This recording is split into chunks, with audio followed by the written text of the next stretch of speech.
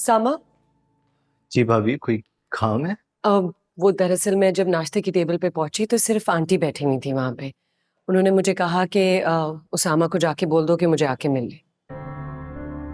हाँ, लेकिन कुछ बताया आपको क्यों? मुझे तो नहीं पता, लेकिन पैगाम देने को बोला है। ठीक है, मैं उनसे मिल लूंगा। ठीक है, ओके।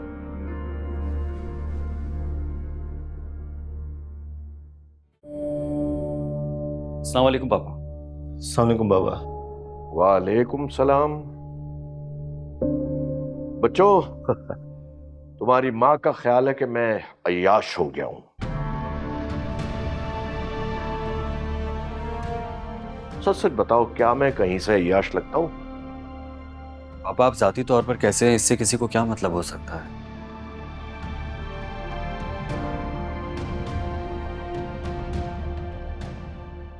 मैं बिजी रहती हूँ मीर नौमान, और मेरे पास इतनी फुर्सत नहीं कि मैं तुम्हारा पीछा करती फिरूं।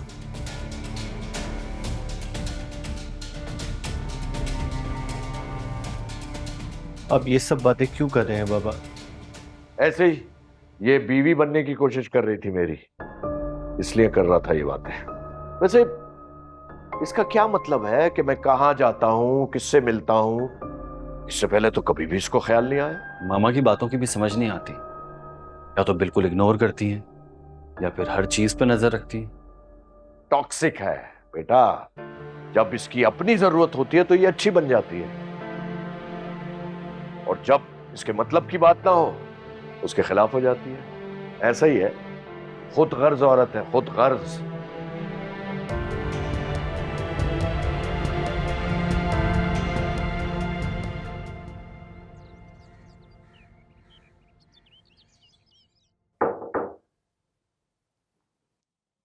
आ जाओ। जी मामा, आपने बुलाया? सामा, मेरी बात गौर से सुनो। मैं ख्वाब देखकर बात नहीं कर रही। मैंने तुम्हारे बाप को शॉपिंग मॉल में औरतों के साथ देखा है। अपने बाप का पीछा करो और मालूम करो वो औरतें कौन हैं। पहले एक औरत थी, बाद में दो। आपको उनका पीछा करना चाहिए था। बस तुम मालूम करो, बाकी काम मेरा है। मॉम, मेरे एग्जाम्स हो रहे हैं।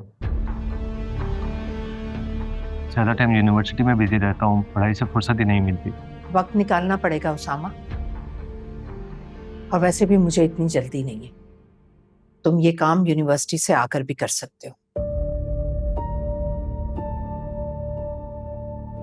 Okay, I try. Thank you. जाओ।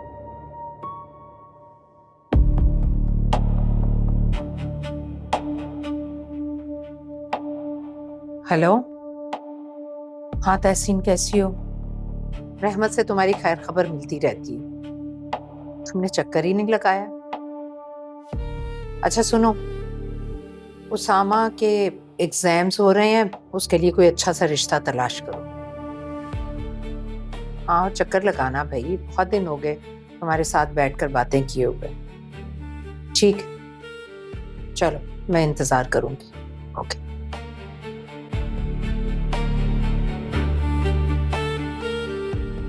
तुम अपनी इज्जत की फिक्र करो, मेरी इज्जत को छोड़ो। और मैं भरे मजमे में ऐलान कर सकता हूं कि मैं नफरत करता हूं तुमसे, क्योंकि तुम टॉक्सिक हो, टॉक्सिक। दम घुटता है मेरे तुम्हारे सामने। उन्होंने कोई ना कोई बात ऑब्जर्व की होगी जब ही मेरे पास भेजा है। जब डॉक्टर साहब, मैं वक्त पे वक्त बेहोश होने लगती हूँ। जब होश में आती हूँ तो बहुत दर्द होता है सर में, जैसे धमाके हो रहे हो। आप ऐसा देंगे? ठीक है।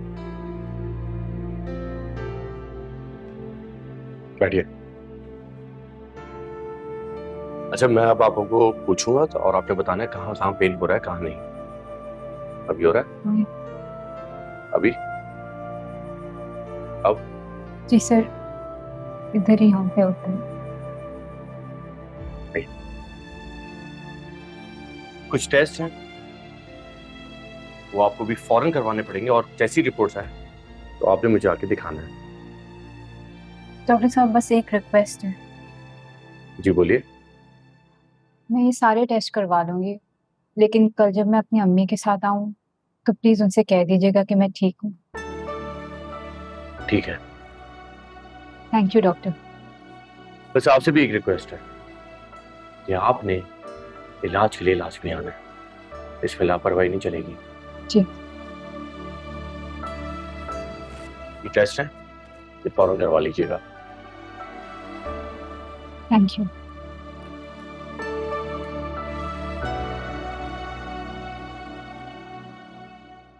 तुम्हें एक मजे की बात बताऊं रजा, तुम्हारी माँ ने उसामा को मेरे पीछे लगा दिया है मेरी जासूसी करने के लिए। पागल हो गई है ये औरत। अच्छा ये बताओ, बहन की मंगनी की तैयारियां मुकम्मल है ना? पापा मैंने तो अपनी तरफ से सारे इंतजाम कर लिए थे। इनफैक्ट हॉल में मैंने केटरिंग वाले को और डेकोरेशन वाले को भी बुलाया था। हाँ। लेकिन वहाँ नासिर मौजूद था, उसने सबको वापस भेज दिया। उसने कहा सारे इंतजाम उसने खुद कर लिए। ओ, बड़ा खुददार लड़का है माशाल्लाह। अच्छा बेटा, मैं सोच रहा था कि मंगनी का फिजा को बता दें। पापा प्लीज खुदा के वास्ते उसे मत बताइएगा। अगर उसने जज्बात में आके किसी के सामने या मामा के सामने ये बात कह दी ना तो सारा प्लान खराब हो जाएगा। यार तुम लोग तो बहुत ही डरपोक लोग हो यार, हद है। वो तो हम लोग हैं पापा, आप ही से सीखा है। हाँ? बचपन से लेकर अब तक आपको मामा से डरते देखा, तो हम सबसे डरना है। Shut up. अच्छा सुनो, घर कब जाओगे? बस मैं तो अभी निकल रहा हूँ, आप बताएं आपका क्या प्लान है? बस मैं भी आधे पौन घंटे में निकलूंगा। जाओ। Okay, see you. See you.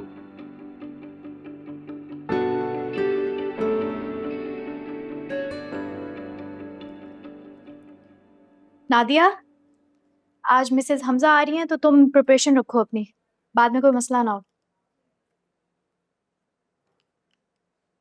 क्या हुआ तुम्हें? आज बहुत डल लग रही हो। यार कल रात वापस बेहोश हो गई थी, ना सर में दर्द हो रहा था, लेकिन अम्मी के सामने एक्टिंग करनी पड़ी वरना वो एम्बुलेंस बुला लेती। निम्रा, तुम एक दफा चेकअप करवा लो। हर तकलीफ के पीछे ना कोई वजह होती है। हाँ गई थी डॉक्टर के पास, टेस्ट के लिए उन्होंने।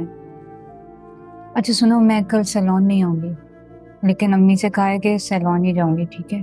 तो तुम संभाल लेना, कॉल वगैरह आए तो कह देना कि क्लाइंट के साथ हूँ। ठीक है, बाकी तुम परेशान नहीं हुआ करो, अल्लाह बहुत करीम है, मदद करेगा तुम्हारी। बाकी चाय बनवाऊं तुम्हारे लिए? प्लीज, नाश्ता भी नहीं किया मैंने, तुम खाने का भी कुछ मंगवा दो। चाहिए। नादिया जी, प्लीज चाय बना देना, साथ कुछ खाने के लिए भी बिस्किट वगैरह ले आना।